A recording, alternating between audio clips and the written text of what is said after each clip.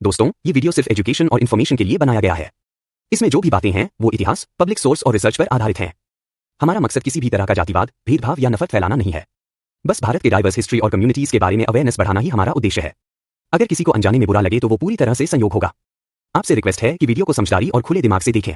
दोस्तों, जब भी हिस्ट्री, ब्रेवरी और पर्सनालिटी की बात होती है तो पठान या पश्तून नाम जरूर सामने आता है।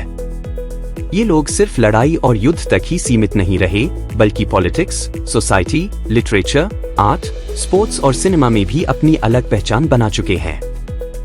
मध्यकाल में शेर शाह सूरी ने दिल्ली की गद्दी संभाली और ग्रैंड ट्रंक रोड जैसी अमर योजनाएं दी। वहीं अहमद शाह अब्दाली ने दुर्रानी साम्राज्य की नींव रखकर भारतीय इतिहास में गहरी छाप छोड़ी। अहिंसा और भाईचारे के सिंबल खान अब्दुल गफ्फार खान यानी फ्रंटियर गांधी ने आजादी की लड़ाई को नई दिशा दी। मॉडर्न इरा में भी पठानों की चमक बरकरार रही। भारत में डॉक्टर जाकिर हुसैन, जो अफरीदी वंश से थे, देश के पहले मुस्लिम प्रेसिडेंट बने। पाकिस्तान में फील्ड मार्शल अय्यूब खान, याह्या खान और गुलाम इसहाक खान जैसे नेता राष्ट्रपति बने, जबकि इमरान खान ने पहले क्रिकेट वर्ल्ड कप जीतकर और फिर प्राइम मिनिस्टर बनकर इतिहास रचा। सिनेमा और एंटरटेनमेंट की दुनिया में भी पठानों ने जादू चलाया। दिग्गज कलाकार मधुबाला और दिलीप कुमार से लेकर अमजद खान, कादर खान, नसीरुद्दीन शाह, इरफान खान और सैफ अली खान तक ने भारतीय सिनेमा को यादगार किरदार दिए। भारत की खान तिकड़ी, आमिर, सलमान और शाहरुख खान तो पूरी दुनिया में पठानों की पहचान बन गए। पाकिस्तान की माहिरा खान भी इस धारा में शामिल है। खेलों में भी पठानों की शान दिखाई देती है। न्यूक्लियर प्रोग्राम के जनक अब्दुल गदीर खान को भी भूला नहीं जा सकता। भारत से इरफान और यूसुफ पठान, मंसूर अली खान पटौदी और पाकिस्तान से शाहिद अफरीदी जैसे सितारों ने अपने हुनर से करोड़ों दिल जीते। इसके अलावा मलाला यूसुफजई को साल 2014 में नोबेल शांति पुरस्कार मिला और वो अब तक की यंगेस्ट विनर बनी। तो चलिए शुरू करते हैं। क्या आप जानते हैं पठान नाम कैसे पड़ा? पठान नाम की असली जड़ को लेकर कई कहानियां और थ्योरीज चलती रही हैं, लेकिन कोई भी 100% पक्की नहीं है। भारत और पाकिस्तान में लोग आमतौर पर इन्हें पठान कहते हैं, जबकि ये लोग खुद को हमेशा पश्तून या पख्तून कहते आए हैं। कुछ लोग मानते हैं कि इसका रिश्ता संस्कृत के प्रतिष्ठान शब्द से हो सकता है, मगर इसके ठोस सबूत नहीं मिलते। कुछ इतिहासकारों का कहना है कि तुर्क और मुगल आक्रमणकारियों ने इन्हें पठान कहना शुरू किया और धीरे धीरे यही नाम प्रचलित हो गया। सबसे भरोसेमंद राय यही मानी जाती है कि पश्तून या पख्तून शब्द ही हिंदी उर्दू की बोलचाल में बदलते बदलते पठान बन गया। किस धर्म को मानते हैं पठान? अगर राजपूत, गुर्जर, जाट या खत्रियों को देखें तो वहां आपको हिंदू, सिख और मुसलमान तीनों मिल जाएंगे। लेकिन पठानों की बात अलग है, क्योंकि वो तकरीबन 100% मुसलमान ही होते हैं। ज्यादातर पठान सुन्नी मुसलमान होते हैं और हनफी स्कूल के हिसाब से अपनी नमाज, रोजा और मजहब के नियम मानते हैं। हाँ, कुछ अपवाद भी हैं, जैसे पाकिस्तान के कुर्रम और ओरकजी इलाकों में रहने वाले टूरी और बंगश लोग, जो शिया मुसलमान हैं। इस्लाम आने से पहले पठान अलग अलग धर्मों जैसे ज़ोरोएस्ट्रियनिज्म, बौद्ध धर्म और हिंदू धर्म मानते थे, लेकिन इस्लाम कबूल करने के बाद उनकी पहचान पूरी तरह इस्लाम से ही जुड़ गई। पठान समुदाय के सरनेम्स क्या क्या हैं? अगर पठान समुदाय के सरनेम्स की बात करें तो सबसे पॉपुलर नाम है खान। ये सिर्फ पठानों में ही नहीं, बल्कि पूरे साउथ एशिया में चलता है। असल में खान का मतलब होता है नेता या शासक, और पठानों में इसे बहुत रिस्पेक्ट के साथ इस्तेमाल किया जाता है। इसके अलावा जी वाले नाम भी बहुत आम हैं। जी का मतलब होता है बेटा या वंशज, और ये अक्सर किसी पूर्वज के नाम के साथ जुड़ता है, जैसे यूसुफजी, मोहम्मदजी, दौरानजी, आलिजी, अहमदजी, संगीनजी, मलकजी। ये सीधे आपके कबीले या उपकबीले की पहचान बताते हैं। फिर हैं खेल वाले नाम। खेल का मतलब है कबीला या उपकबीला, और ये भी पठानों में काफी आम है, जैसे इब्राहिम खेल, अफरीदी, वजीरी, मोहम्मद खेल, जलील खेल, खुशाल।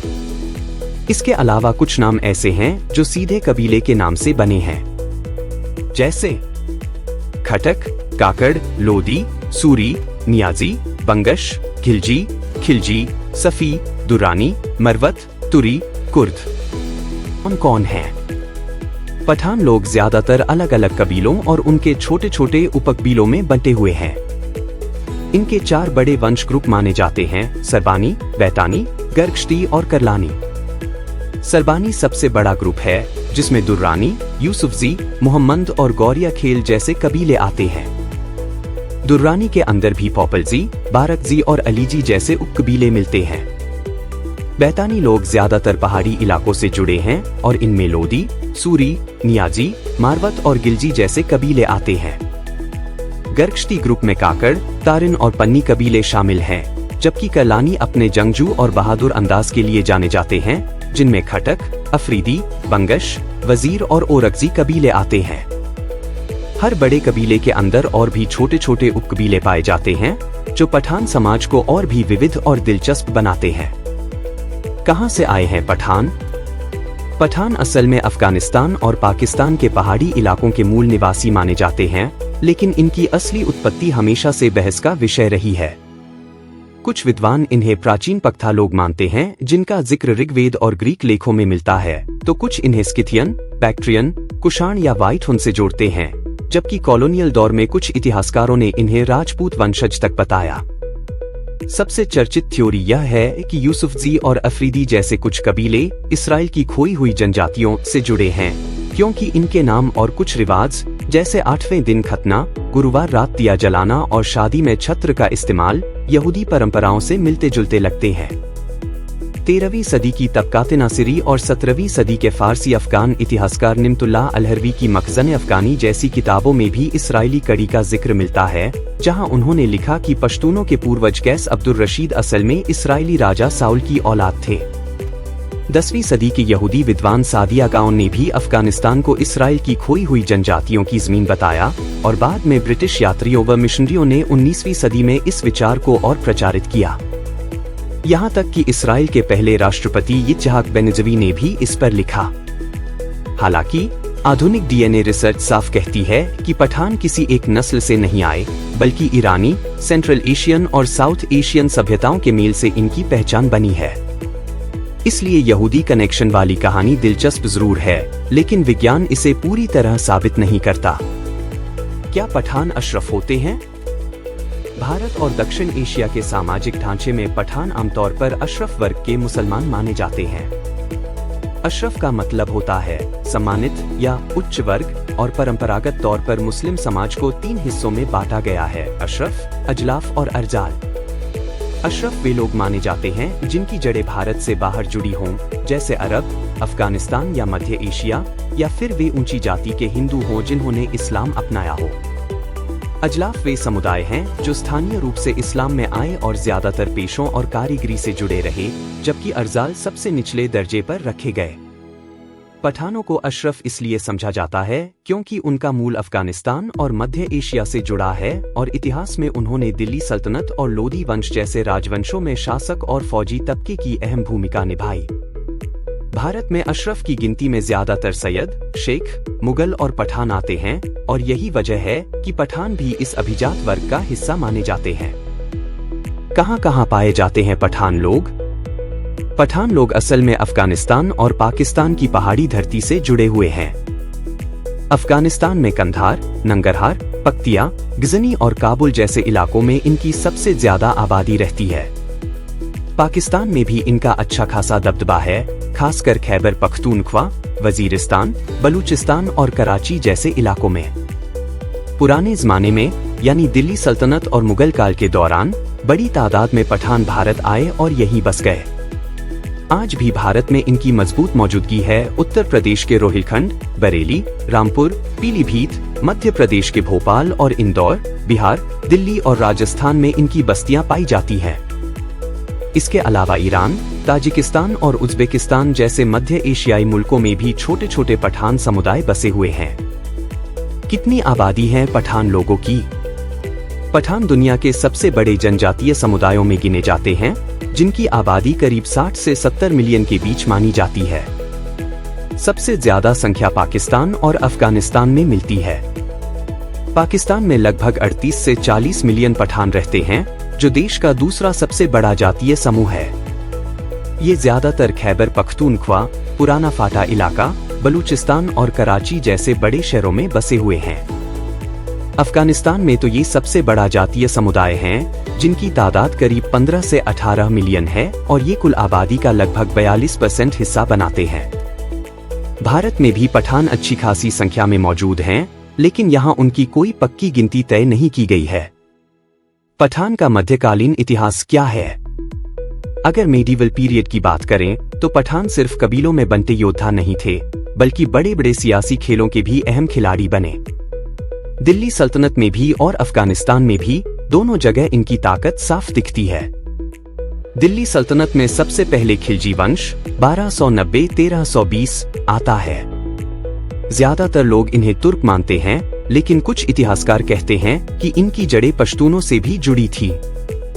अलाउद्दीन खिलजी के ज़माने में पठान सिपाहियों की मौजूदगी काफी मजबूत थी। इसके बाद आया लोदी वंश 1451-1526, जो असली अफगान पश्तून राजवंश था। बहलोल लोदी ने इसकी नींव रखी, सिकंदर लोदी ने इसे फैलाया और आखिरी शासक इब्राहिम लोदी 1526 की पानीपत की जंग में बाबर से हार गया और वहीं से मुगल दौर शुरू हुआ। 16वीं सदी में पठानों ने फिर से दम दिखाया, शेर शाह सूरी के रूप में। सूर कबीले से ताल्लुक रखने वाले शेर शाह ने हुमायूं को हराकर दिल्ली की गद्दी पाई।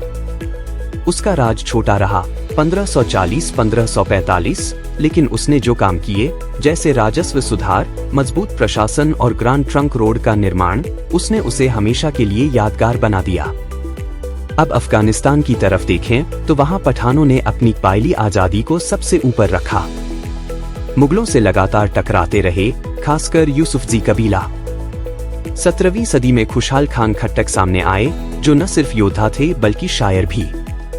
उन्होंने औरंगजेब के खिलाफ विद्रोह किया और कोशिश की कि सब पठान कबीलों को एक झंडे तले लाया जाए। पठान का मॉडर्न इतिहास क्या है? अगर बात करें पठानों के मॉडर्न हिस्ट्री की, तो इसकी शुरुआत 18वीं सदी के बीच से होती है, जब अहमद शाह दुर्रानी ने 1647 में कंधार से दुर्रानी साम्राज्य की नींव रखी। दुर्रानी साम्राज्य पश्चिम में ईरान से लेकर पूर्व में दिल्ली और पंजाब तक फैल गया। 19वीं सदी आते आते पठानों का इलाका ग्रेट गेम का हिस्सा बन गया। उस समय ब्रिटिश इंडिया और अफगानिस्तान आमने सामने थे और पठान कबीलों ने ब्रिटिश हुकूमत के खिलाफ अपने पश्तून वाली के तहत विरोध किया। 1993 में ब्रिटिशों ने डूरंड रेखा खींचकर पठानों को दो हिस्सों में बांट दिया। 20वीं सदी में पठानों की राजनीति का सबसे बड़ा नाम खान अब्दुल गफ्फार खान आया। उन्होंने अहिंसा के रास्ते पर चलते हुए ब्रिटिशों के खिलाफ खुदाई खिदमतगार आंदोलन चलाया। समय जब नॉर्थ वेस्ट फ्रंटियर प्रोविंस, अब खैबर पख्तूनख्वा, पाकिस्तान में शामिल हुआ, तो गफ्फार खान और उनके साथियों ने इसका विरोध किया और पश्तूनिस्तान की मांग की, जो पूरी नहीं हो पाई। पठानों की अपनी मातृभाषा पश्तो है। ये अफगानिस्तान और पाकिस्तान के ज्यादातर पठानों की जुबान मानी जाती है और इंडो ईरानी भाषा परिवार से ताल्लुक रखती है। अफगानिस्तान में तो ये ऑफिशियल लैंग्वेज में से एक है, वहीं पाकिस्तान के खैबर पख्तूनख्वा और बलूचिस्तान जैसे इलाकों में भी यह बहुत बोली जाती है। आज की तारीख में करीब 6 से 6.5 करोड़ लोग दुनिया भर में पश्तो बोलते हैं। इसकी लिखावट अरबी फारसी स्क्रिप्ट पर बेस्ड है, लेकिन इसमें कुछ अलग और यूनिक अक्षर भी मिलते हैं। इस भाषा को पहचान दिलाने वाले कई बड़े नाम हुए, जैसे खुशहाल खान खट्टक और अहमद शाह अब्दाली। दिलचस्प बात यह है कि पश्तो की कुछ आवाजें हमारी भारतीय भाषाओं से भी काफी मिलती जुलती लगती हैं। पश्तून वाली क्या है? पश्तून वाली दरअसल पश्तून लोगों का पुराना और अनलिखा लाइफ कोड है, जिसे वो आज भी अफगानिस्तान और पाकिस्तान के कई हिस्सों में फॉलो करते हैं। इसे उनकी पहचान का सबसे बड़ा हिस्सा माना जाता है। इसमें सबसे जरूरी है मेलमस्तियां यानी मेहमानबाजी। चाहे सामने वाला अजनबी हो या फिर दुश्मन, अगर घर आया है तो उसकी खातिरदारी करना इज्जत की बात मानी जाती है। इसके बाद आता है ननावती, मतलब अगर कोई माफी मांग ले या शरण मांग ले तो उसे पनाह देना और उसकी हिफाजत करना। फिर है बदल यानी बदला या इंसाफ। ये ज्यादातर जमीन, दौलत या औरत से जुड़े झगड़ों में होता है और इसमें टाइम लिमिट जैसी कोई चीज नहीं होती, दुश्मनी पीढ़ियों तक चल सकती है। नमूस और गैरत का मतलब है इज्जत और मान सम्मान, खासकर घर की औरतों की हिफाजत करना हर पश्तून का फर्ज है। इसके अलावा वफा, परिवार और कबीले के लिए वफादारी, तूरा, बहादुरी और पट, अपनी शान इज्जत की रक्षा भी इस कोड के अहम हिस्से हैं। झगड़े फसाद सुलझाने के लिए उनकी अपनी जिरगा पंचायत होती है, जिसमें बुजुर्ग और सरदार मिलकर फैसला करते हैं। कुल मिलाकर पश्तून वाली सिर्फ नियम नहीं है, बल्कि पूरे पश्तून समाज की रीढ़ और उनका जीने का तरीका है। किस कैटेगरी में आते हैं पठान लोग? भारत में पठान को सामान्य श्रेणी, जनरल कैटेगरी के अंतर्गत ही गिना जाता है। तो फिर मिलते हैं अगले वीडियो में एक और दिलचस्प कहानी और खोज के साथ। याद रखिए, इतिहास सिर्फ किताबों में नहीं, बल्कि हमारी पहचान और विरासत में भी जिंदा है।